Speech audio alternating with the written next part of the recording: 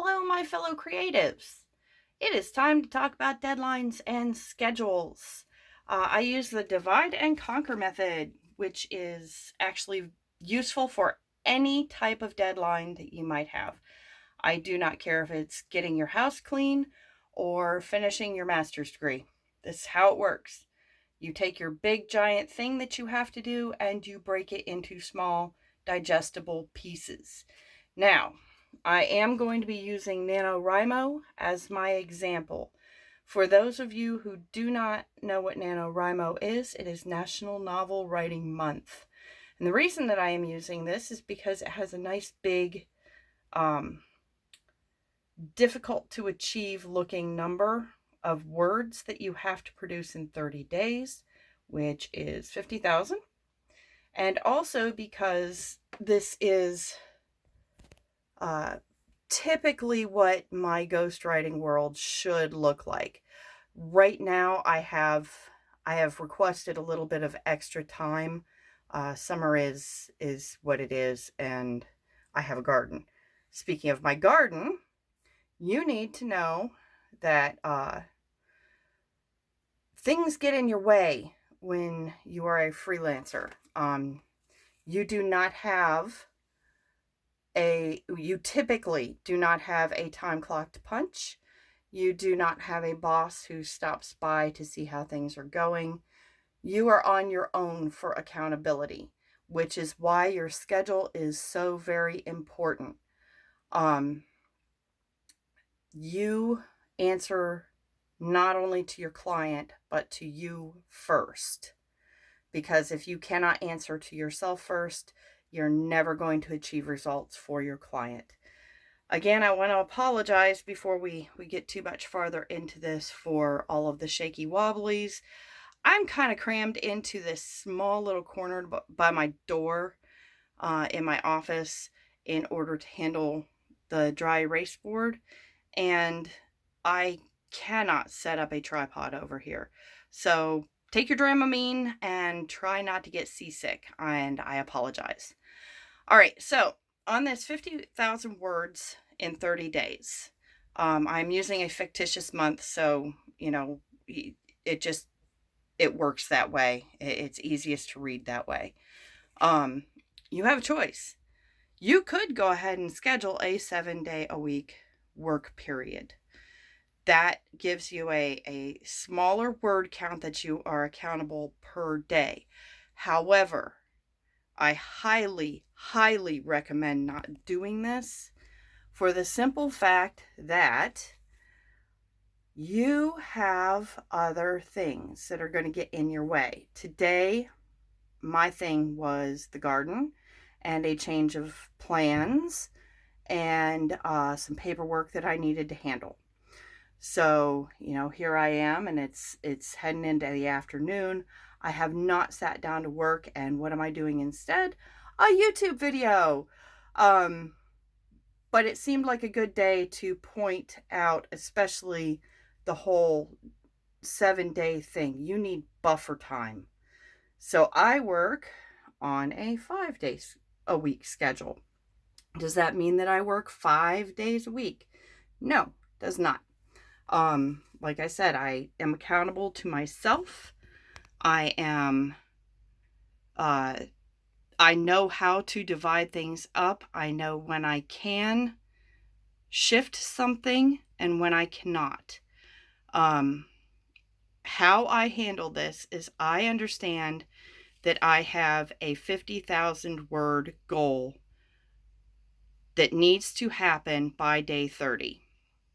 That means that I have 2,273 words that I have to write each day, which equals 11,365 words each of 4 weeks, with an additional 2 days thrown in because I base this on a 22 work day month, which is maybe why I did the fictitious thing. Sometimes you're gonna, it shifts around, how weeks are. But anyway, this is typically how I handle this. I add my daily word count that I am required to do, that I'm accountable for. Now, sometimes I write over, sometimes I write under. We will get to that in a second. All of the little blue stars represent that daily word count. At the end of my scheduled week, I have a weekly goal of a word count expectation. So week 1 would be 11,365 words.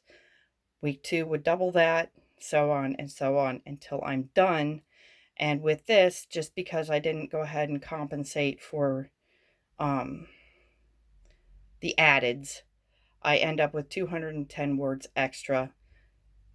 That depends on how your job is, whether it is something that will help your paycheck or is just something that you can breathe a sigh of relief with and move on with your life. However, it's good to know that with this daily word count and this weekly word count, you actually end up slightly over your monthly word count, because that 210 words is also a buffer. Now, you treat time exactly as you would money in a bank budget, in your banking budget. You have so much, it has to go certain places. You have to make sure that happens. You can't add more time in. You've got 24 hours in a day. That's all you've got. So let's say that you have your Monday through Friday schedule going on, and you find out that Wednesday you've got to not commit to your daily word goal because you have something else that you need to do. So you cross that one out, and instead you apply it to Saturday or Sunday, doesn't matter. Let's say that Thursday you had such a great time Wednesday that you are still trying to play catch up with everything else, so you only get half your words. Well, that half word still has to happen, so you need to bump it forward. But let's say that on the following Monday, my gosh, everything's going great, and you just, flew through your work, and you ended up with 1,000 extra words. Well, that's 1,000 words in your bank that can be buffered in later if you have a slow day, or if you just need to make up some words. It helps a lot to overachieve in these situations. The other nice thing about a 5-day work week is, let's say Saturday is raining. There's nothing really that you need to accomplish. You can, you're a little too antsy to sit down and binge watch whatever you're binge watching, and you need something to do. Well, guess what? You can go ahead and add another day, which adds to your buffer, which adds to your word count, which means that the rest of your time looks different. You can take another day off, or you can finish early, or you can have a higher word count. The thing about deadlines is that once you convince yourself to get out of your own way and you break it down into something that is understandable and accomplishment oriented, because I am real big on accomplishment oriented. I don't care if you need to bribe yourself to do this. I don't care if you need to say, hey, look, if I get that done today, I can have, I don't know, my favorite coffee or my favorite chocolate or whatever. That's fine. So long as you are holding yourself accountable for what you said you would do, you are good. If you keep blowing it off and blowing it off and blowing it off and blowing it off, then all of the rest of the month requires more work in order to reach that goal. And if you do not do that more work, you don't reach the goal. So when you're looking at this from a paycheck standpoint versus I would like to finish my own personal novel that doesn't really need to be out in 30 days, it changes things. You can't look at this as a hobby. I realize that, if you saw me right now, which is why you're not seeing me, you would see that I'm in my pajamas.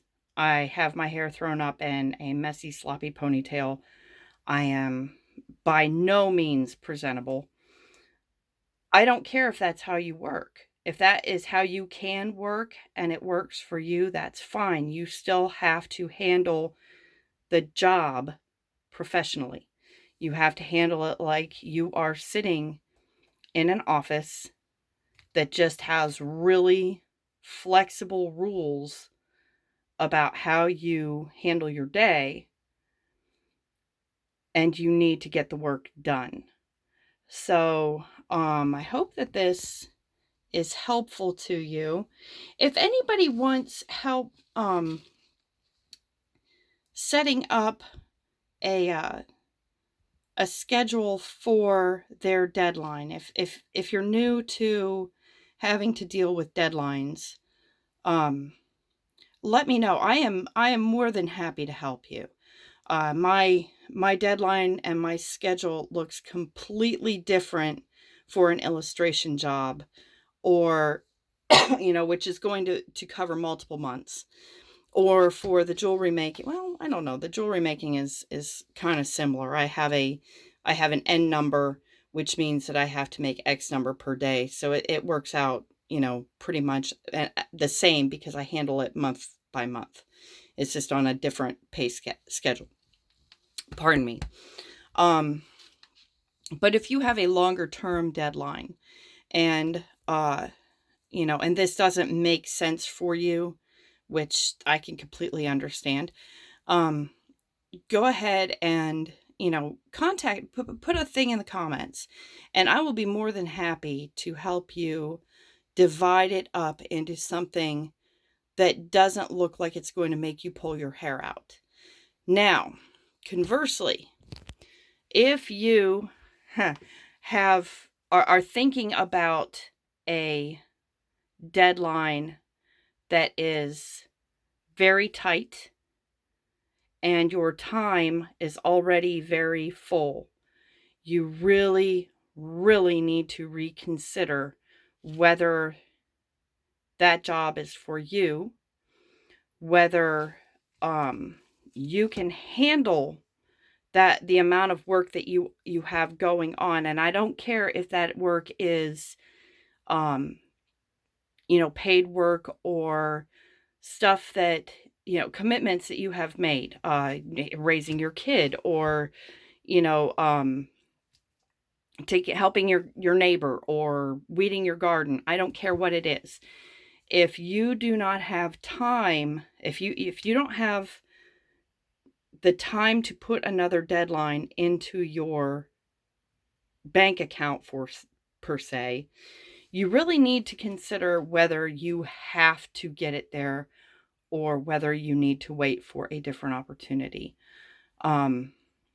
If you, as a creative, cram yourself and your time so full that you feel like you can barely breathe and you are having trouble focusing at all on anything, you might be heading into burnout. And burning out as a creative it hurts. And it also takes a lot more time to recover than if you find a nice balanced approach to what you have going. So, like I said, if you have questions about how to fit something into your schedule or how to schedule work, please don't hesitate to ask me. We are all in this together. I know that a lot of people think that freelancers are nothing but in competition with each other. We aren't. We are each trying to get a reasonable workload to meet our needs, but that doesn't mean we don't need to help each other. Because guess what? If you disappear out of the freelance world, sure, more work might come my way, but I can't handle it. My schedule's full. And also, someone out there, some client out there is going to miss out on what you can do. And what you can do and what I can do are completely different things. Don't hurt yourself in order to try to keep up with the Joneses or to meet 50,000 words in 30 days. If you are a writer and you think that it would be an incredible achievement to write 2,000 words in 30 days, talk to me. We will get it done.